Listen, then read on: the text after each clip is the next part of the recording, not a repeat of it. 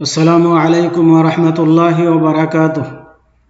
আলহামদুলিল্লাহি রাব্বিল আলামিন ওয়াসসালাতু ওয়াসসালামু আলা আশরাফিল আমবিয়াই ওয়াল মুরসালিন নবিয়িনা মুহাম্মদ ওয়া আলা আলিহি ওয়া আসহাবিহি আজমাইন, আম্মা বা'দ। সম্মানিত ছাত্র ভাইরা, আমি এখন ক্লাস 3 এর ফিকহের ক্লাস আরম্ভ করছি। আজকের বিষয় হচ্ছে রোজা বিনষ্টকারী বস্তু ও নফল রোজা সমূহ। আসুন আমরা জেনে নিই কি কারণে রোজা নষ্ট হয় এবং ফরজ রোজা ব্যতীত আরও যে রোজা আছে তার কিছু আমরা জেনে নিই, যেগুলো রাখার মধ্য দিয়ে আমাদের কল্যাণ রয়েছে। তো প্রথমে রোজা বিনষ্টকারী বস্তুসমূহ। যে সমস্ত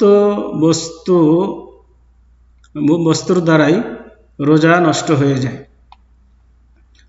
সেগুলো হচ্ছে এক নম্বর হচ্ছে পানাহার করা কিংবা পানাহারের সাদৃশ্য বস্তু খাওয়া বা পান করা।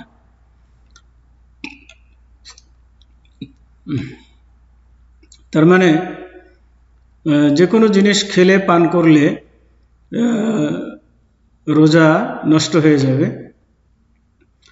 অথবা পানাহারের সাদৃশ্য বস্তু মানে তা পান করা। যে সমস্ত জিনিস খেলে পান করলে রোজা নষ্ট হয়ে যায়, যেমন মনে করুন যে এমন কিছু ইনজেকশন গ্রহণ করা যেগুলো নিলে খাদ্যের কাজ করে বা পিপাসা মিটায়। এ ধরনের যদি কিছু শরীরে গ্রহণ করা হয়, ভেতরে দেওয়া হয়, তাহলে সেগুলোর কারণেও রোজা নষ্ট হয়ে যাবে। 2, যৌন সঙ্গম করা, তার মানে স্ত্রী মিলন করলে রোজা নষ্ট হয়ে যাবে। 3, ইচ্ছাকৃত বমি করা। ইচ্ছাকৃত মানে স্বইচ্ছায় যদি বমি হয়ে যায় তাহলে তাতে রোজা ভাঙবে না। এমনি মানে পেটের গোলমালের কারণে বা কোনো অসুস্থতার কারণে যদি কারো বমি হয়ে যায় তাহলে রোজা ভাঙবে না। কিন্তু কেউ যদি ইচ্ছা করে বমি করে, যেমন হয়তো মুখে হাত দিয়ে সে খাবার বের করে ফেলল, তো এ ধরনের কাজ করলে, বমি করলে তার দ্বারাতে রোজা নষ্ট হয়ে যাবে। 4, বীর্যপাত করা মানে বীর্যস্খলন করা, মানে ইচ্ছাকৃত বীর্যপাত করা। ইচ্ছাকৃত বীর্যপাত করা যেমন হয়তো হস্তমৈথুনের মাধ্যমে, অথবা এমন কিছু নোংরা জিনিস পড়লো বা দেখলো যার কারণে সে বীর্যপাত হয়ে গেল, তাহলে এই কারণে তার রোজা ভেঙে যাবে। কিন্তু যদি কারো স্বপ্নদোষ হয়, ঘুমিয়ে আছে, ঘুমের সময় দিনের বেলায় ঘুমিয়ে আছে, স্বপ্নদোষ হয়ে গেল, তাহলে এ কারণে রোজা ভাঙবে না।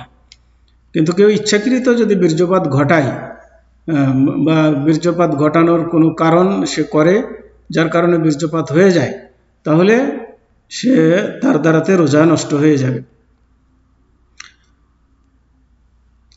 5, ঋতুস্রাব কিংবা প্রসবোত্তরকালীন রক্তস্রাব, তার মানে মেয়েদের যে মাসিক হয়, সে মাসিক অবস্থায়, মাসিক হলে রোজা ভেঙে যাবে। অথবা কারো সন্তান প্রসব হলে বা সন্তান প্রসবের পর যে রক্ত বের হয়, রক্ত প্রবাহিত হয়, এই রক্ত প্রবাহিত হলে রোজা নষ্ট হয়ে যাবে। 6, অতিরিক্ত পরিমাণে রক্ত বের করা, মানে বেশি পরিমাণে ইচ্ছাকৃত কেউ যদি রক্ত বের করে তাহলে তার দ্বারাতে রোজা নষ্ট হবে। 7, যেমন কেউ কি করে, রক্ত দান করে, এ ধরনের রোজা অবস্থায় করা যাবে না। 7, রোজা ভঙ্গ করার নিয়াত করা, কেউ যদি রোজা ভাঙ্গার নিয়াত করে তাহলে রোজা ভেঙে যাবে।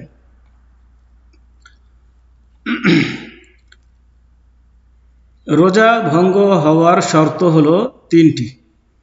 রোজা ভঙ্গ হওয়ার শর্ত 3টি। 1 হচ্ছে জ্ঞাতসারে রোজা ভঙ্গ করা, মানে জেনে শুনে রোজা ভঙ্গ করা, রোজার বিধান অথবা সময়ের অজ্ঞতার কারণে নয়। তার মানে জেনে শুনে সে যদি পানাহার করে বা অন্য কিছু করে রোজা ভাঙার যে সমস্ত জিনিসগুলো আছে সেগুলো করে, তাহলে রোজা ভেঙে যাবে। আর কেউ যদি মনে করেন যে রোজা ভাঙার কারণগুলো সম্পর্কে তার নলেজ নাই, যার ফলে কিছু করে ফেললো, তাহলে রোজা ভাঙবে না। অথবা সূর্য ডুবেনি কিন্তু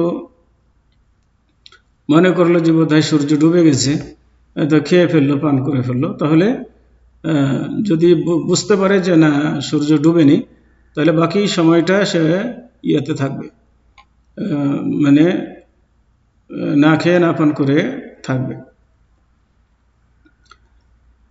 2, স্মরণ থাকা অবস্থায় রোজা ভঙ্গ করা, ভুলবশত নয়। মানে স্মরণ আছে তারপরেও সে রোজা ভাঙলো, কিন্তু ভুলবশত নয়। তার মানে কেউ যদি ভুলক্রমে খেয়ে ফেলে, পান করে ফেলে, তাহলে রোজা ভাঙবে না। কিন্তু কেউ যদি সে রোজা আছে জানে, অথচ সে ইচ্ছাকৃতভাবে খাচ্ছে, পান করছে, তাহলে রোজা ভেঙে যাবে। 3, স্বেচ্ছায় রোজা ভঙ্গ করা, বাধ্য বা জবরদস্তির কারণে নয়।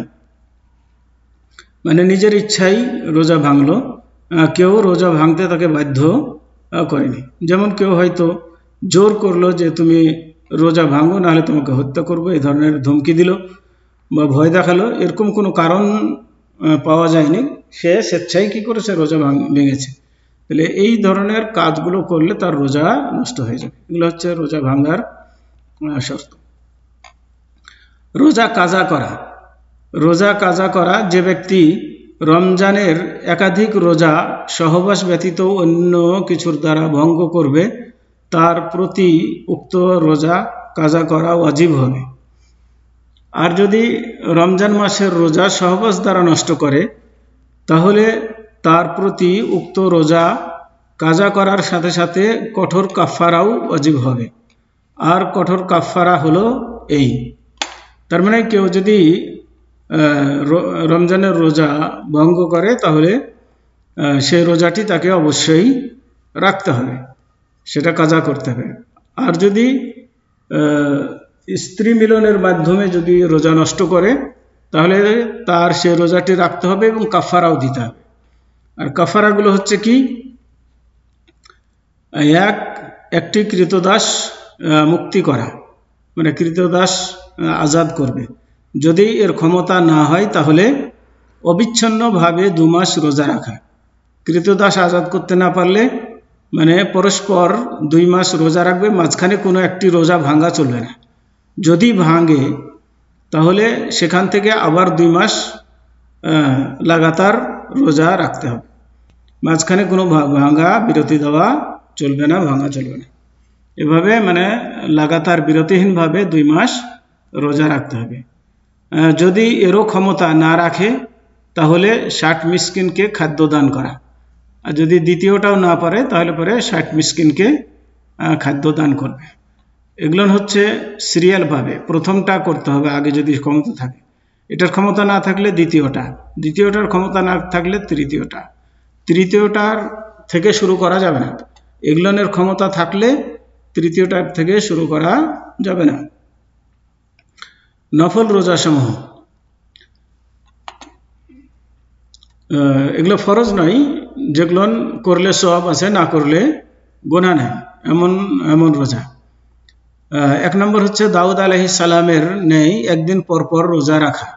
দাউদ আলাইহিস সালাম একদিন পর একদিন রোজা রাখতেন, তাহলে সেইভাবে রোজা রাখাটাও হচ্ছে সুন্নাত।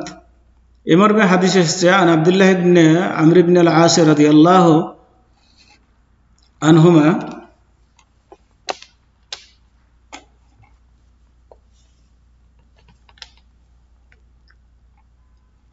أن رسول الله صلى الله عليه وسلم قال له أحب الصلاة إلى الله صلاة داود عليه السلام وأحب الصيام إلى الله صيام داود وكان ينام نصف الليل ويقوم ثلثه وينام سدسه ويصوم يوما ويفطر يوما। অর্থাৎ আব্দুল্লাহ বিন আমর ইবনে আল-আস রাদিয়াল্লাহু আনহু থেকে বর্ণিত, তিনি আল্লাহ রসুল সাল্লাল্লাহু আলাইহি ওয়াসাল্লাম হতে বর্ণনা করেন, আল্লাহর রসুল সাল্লাল্লাহু আলাইহি ওয়াসাল্লাম বলেছেন, আল্লাহর নিকটে সব থেকে পছন্দনীয় নফল নামাজ হলো দাউদ আলাইহিস সালামের নামাজ। আর আল্লাহর নিকট সব থেকে পছন্দনীয় নফল রোজা হলো দাউদ আলাইহিস সালামের রোজা। তিনি রাত্রির অর্ধাংশ ঘুমাতেন আর 1/3 নফল নামাজ পড়তেন, আবার 1/6 ঘুমাতেন এবং তিনি একদিন রোজা রাখতেন আর একদিন রোজা হতে বিরত থাকতেন। এভাবে তিনি রোজা রাখতেন, একদিন রোজা রাখতেন একদিন ছাড়তেন, একদিন রাখতেন একদিন ছাড়তেন, এভাবে তিনি রোজা রাখতেন। সহিহ বুখারী হাদিস নম্বর 1131 এবং সহিহ মুসলিম হাদিস নম্বর 189/1159। তবে হাদিসের শব্দগুলো সহিহ বুখারী থেকে নেওয়া হয়েছে। সোমবার ও বৃহস্পতিবার রোজা রাখা। এ মর্মে হাদিস এসেছে, আন আবি হুরায়রা রাদিয়াল্লাহু আনহু আন্না রাসূলুল্লাহ সাল্লাল্লাহু আলাইহি ওয়াসাল্লাম ক্বালা তুরাজুল আমালু ইয়াওমাল ইসনাইনি ওয়াল খামিসে ফাআহাব্বু আন ইউরাদা আমালি ওয়া আনা সাইমুন। অর্থাৎ আবু হুরায়রা রাদিয়াল্লাহু তাআলা আনহু হতে বর্ণিত, নিশ্চয়ই আল্লাহ রাসূল সাল্লাল্লাহু আলাইহি ওয়াসাল্লাম বলেছেন, মানুষের আমলসমূহ সোমবার এবং বৃহস্পতিবার আল্লাহর কাছে পেশ করা হয়। অতএব আমি এটা পছন্দ করি যে আমার আমল আল্লাহর নিকটে পেশ করা হবে রোজা অবস্থায়। তখন যেন আমি রোজার অবস্থায় থাকি, মানে যখন আল্লাহর কাছে পেশ করা হবে তখন যেন আমি রোজা অবস্থায় থাকি। তা এই জন্য তিনি সোমবার এবং বৃহস্পতিবার রোজা রাখতেন। জামে তিরমিজি হাদিস নম্বর 2002 এবং সুনানে আবু দাউদ হাদিস নম্বর 747। ইমাম তিরমিজি হাদিসটিকে হাসান গরীব বলেছেন এবং আল্লামা মুহাম্মদ নাসিরউদ্দিন আলবানী হাদিসটিকে সহিহ বলেছেন। 3. প্রত্যেক মাসে 3টি করে রোজা রাখা। এ মর্মে হাদিস এসেছে, আন আবি হুরায়রা রাদিয়াল্লাহু আনহু قال أوصاني خليلي صلى الله عليه وسلم بثلاث صيام 3 أيام من كل شهر وركعتي الضحى وأن أوتر قبل أن أنام।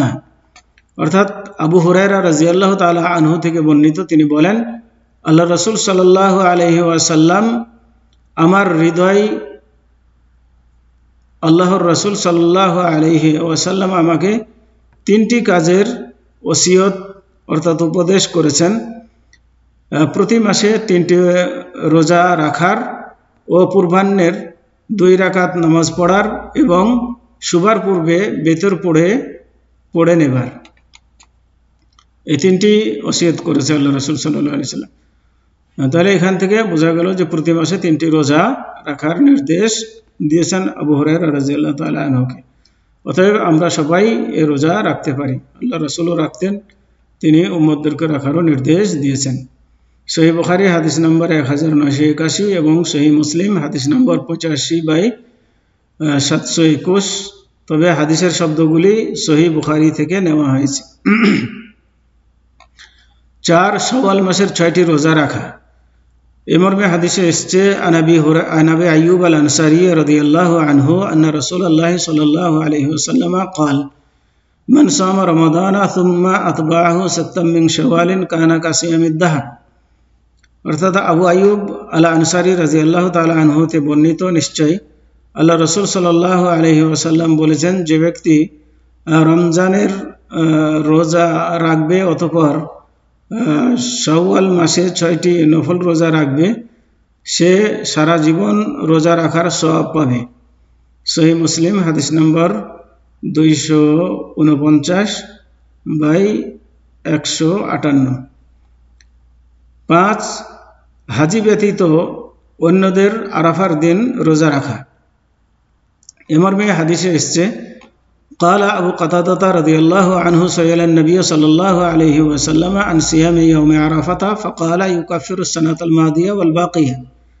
অর্থাৎ আবু কাতাদা রাদিয়াল্লাহু তাআলা আনহু বলেন যে আল্লাহ রাসূল সাল্লাল্লাহু আলাইহি ওয়াসাল্লামকে আরাফার দিনে রোজা রাখা সম্পর্কে জিজ্ঞাসা করা হলে তিনি উত্তরে বলেন, আরাফার রোজা 1 বছর আগের ও 1 বছর পরের সমস্ত সগীরা গুনাহ সমূহ মাফ করে দেয়। সহিহ মুসলিম হাদিস নম্বর 197/1162। 6 আশুরার রোজা রাখা। قال أبو قتادة رضي الله عنه سئل النبي صلى الله عليه وسلم عن صوم عاشوراء فقال يكفر السنة الماضية। আবু কাতাদা রাদিয়াল্লাহু আনহু বলেন যে আল্লাহর রাসূল সাল্লাল্লাহু আলাইহি ওয়াসাল্লামকে আশুরার অর্থাৎ 10ই মুহররমের রোজা রাখা সম্পর্কে জিজ্ঞাসা করা হলে তিনি উত্তরে বলেন, আশুরার রোজা বিগত 1 বছরের সমস্ত সাগীরা গুনাহসমূহ মাফ করে দেয়। সহিহ মুসলিম হাদিস নম্বর 197/1162। عن عبد الله بن عباس رضي الله عنهما قال قال رسول الله صلى الله عليه وسلم لئن بقيت إلى قابل لأصومن التاسعة। আব্দুল্লাহ ইবনে আব্বাস রাদিয়াল্লাহু তাআলা আনহু থেকে বর্ণিত, তিনি বলেন যে আল্লাহ রাসূল সাল্লাল্লাহু আলাইহি ওয়াসাল্লাম বলেছেন, যদি আমি আগামীতে জীবিত থাকি তাহলে নিশ্চয়ই মুহররমের 9 তারিখে রোজা রাখব। সহিহ মুসলিম হাদিস নম্বর 134/1134। মুহররম মাসে অধিকাংশ দিনে রোজা রাখা। 7 নম্বর হচ্ছে মুহররম মাসে অধিকাংশ দিনে রোজা রাখা। এই মর্মে হাদিস এসেছে, আনাবি হুরায়রা রাদিয়াল্লাহু আনহু قال قال رسول الله صلى الله عليه وسلم أفضل الصيام بعد رمضان شهر الله المحرم وأفضل الصلاة بعد الفريضة صلاة الليل। অর্থাৎ আবু হুরায়রা রাদিয়াল্লাহু তাআলা আনহু থেকে বর্ণিত, তিনি বলেন আল্লাহ রাসূল সাল্লাল্লাহু আলাইহি ওয়াসাল্লাম বলেছেন, রমজানের পর উত্তম রোজা হলো মুহররম মাসের রোজা, আর ফরজ নামাজের পর উত্তম নামাজ হলো রাতের নামাজ। সহিহ মুসলিম হাদিস নম্বর 202/1163।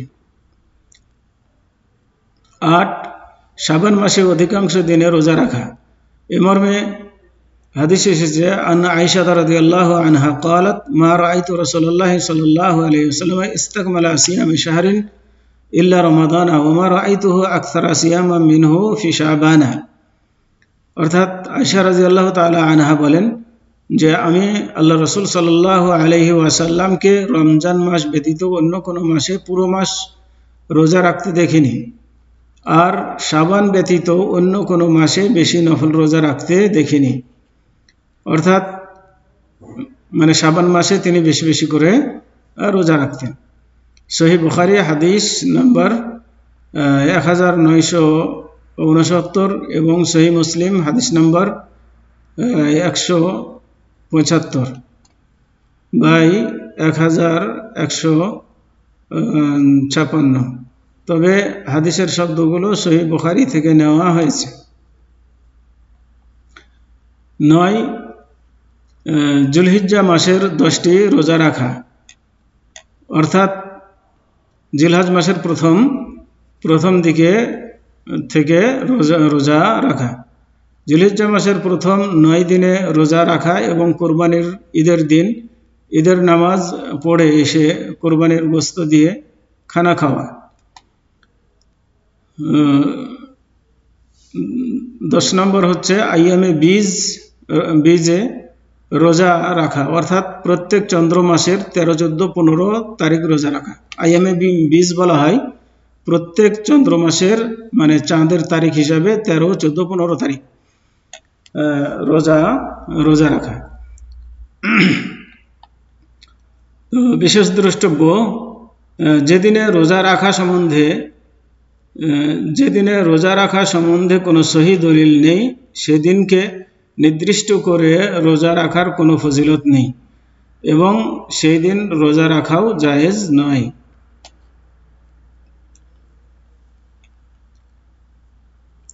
তো আজকে এ পর্যন্তই। ওয়াসাল্লাল্লাহু আলা নবিয়িনা মুহাম্মদ ওয়া আলা আলিহি ওয়া আসহাবিহি ওয়া বারিক ওয়া সাল্লাম। আসসালামু আলাইকুম ওয়া রাহমাতুল্লাহি ওয়া বারাকাতুহু।